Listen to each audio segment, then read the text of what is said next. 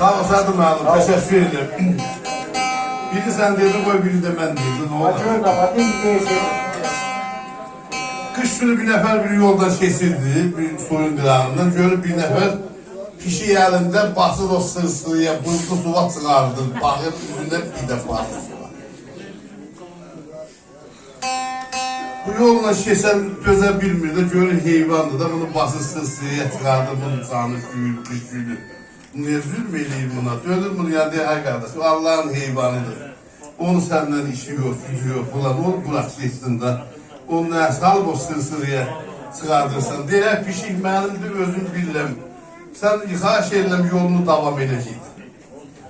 Başın sağlığı aşağı geldi. Gayrı kelamda görüp pişik yiyez, pişik koyup kabağına ağlayır. Dilen ne ağlıysan diye pişik öldü.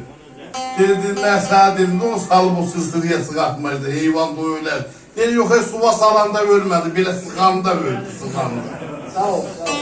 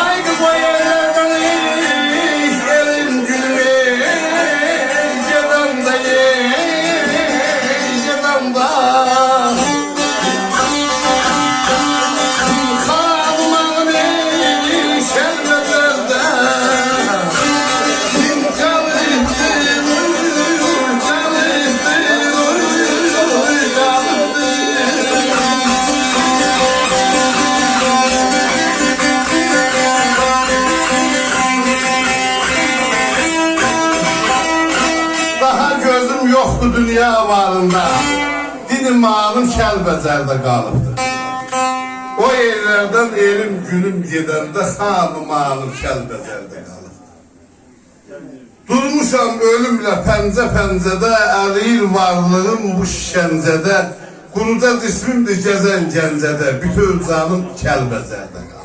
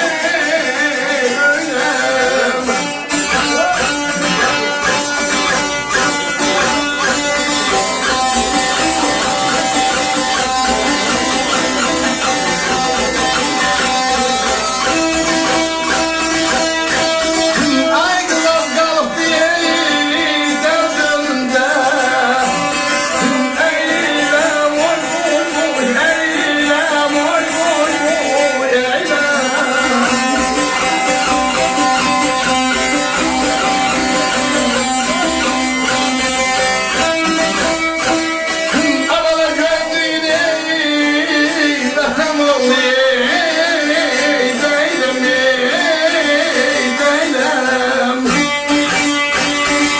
Adım sanım şərbələrdə, qalifdir zamanım, qalifdir zamanım, qalifdir ay bay bay